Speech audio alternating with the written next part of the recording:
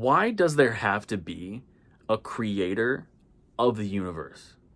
Like, why do we even have this concept that there was an entity or a force or a person or a god that chose to not only create the universe, but also all of the planets, and for that matter, all of mankind?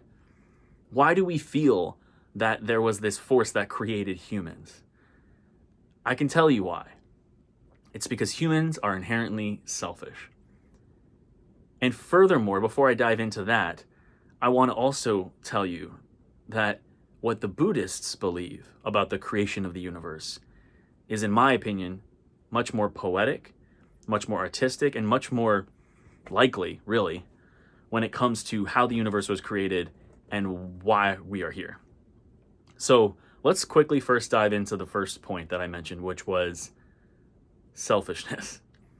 Humans are incredibly selfish. We have thought that our planet was at the center of the universe for quite some time, and then it was at the center of our solar system. And it was so terrible of an idea that we were not the center of the universe that people would actually be executed just for the idea that we were not the center of the universe. There are many people in Italy and in the Renaissance eras, if I'm not mistaken, that were executed, were burned at the stake just because they had the idea that no, we actually aren't the center of the universe. What if we were actually floating around the sun? So just take that in mind. But the idea that some entity created all of humankind and our universe, for that matter, that chose to create us, is inherently selfish just within itself. Because think about it. It's this idea that we are so great, humans, and our universe is so great that we had to be chosen. We were chosen by a god or an entity or a force to be created, like a Sims game or something. Like, oh, I'm gonna choose to create this character and this human race, and I'm gonna make a planet for them, and how special they are. And it makes you as a human feel like someone's taking care of you, someone chose to create you, but it also makes you feel like you're really special and you are just so great. And so I think that's really, again, inherently selfish. Because why are we so great? Why have we been chosen to be this Sims character? And I think what's a lot more likely to be the truth is what the Buddhists believe. And in order for me to explain to you the understanding of Buddhist cosmology, I have to explain to you a concept first. And that concept is at the root of all Buddhist practice and philosophy, and it's called dependent origination. What dependent origination states is that for every single thing to exist, there has to be something before it that causes that thing to exist. So, dependent origination. Nothing originates independently. Everything originates dependent on another factor. And so, the best way to describe that is the reason that someone may feel sad, for example, is because they have chosen to engage in some sort of sadness in their mind.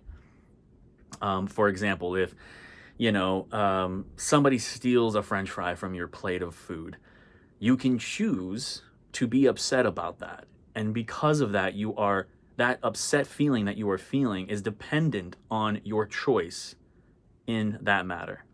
It goes much deeper than that, but that's really the basic Buddhist explanation, is that the mind is the forerunner of all things, and that we really create our reality based on our mind. But furthermore, all things exist because of the previous causes that have created them.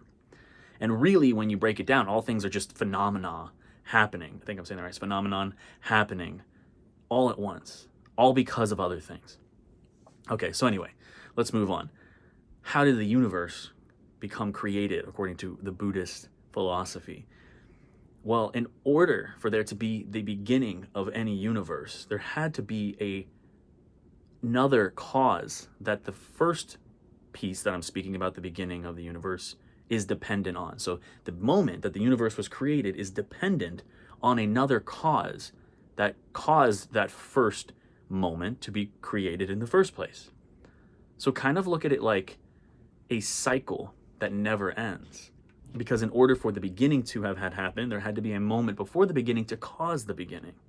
And so what Buddhists believe, and what I think is extremely poetic and beautiful, is that the universe has always existed. The universe has always existed because in order for that first moment to have had happened, there had to be a moment before that that caused it. And you know what else? The universe will always exist. So on both ends of the spectrum, all the way into infinity and beyond, quoting Buzz Lightyear, the universe has always existed and will always exist. And it's because of the natural law of dependent origination, the natural factors that all phenomenon are dependent on other phenomenon. That is the reason that we have infinite experience on each end of this spectrum. And really what's interesting about Buddhist philosophy and cosmology is that they say that the universe is actually not only expanding, but also it contracts. It expands and contracts. You may also be interested to know that Buddhists believe that there are more than one universe.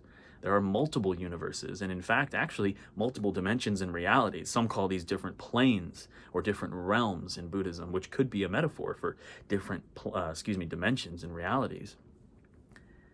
And I just think that it just seems so much more likely that that's the case, that in this infinite cosmos that exists infinitely on both ends of the spectrum, humans, through evolution, through delusion, through karma and kamma, have been created over time, naturally.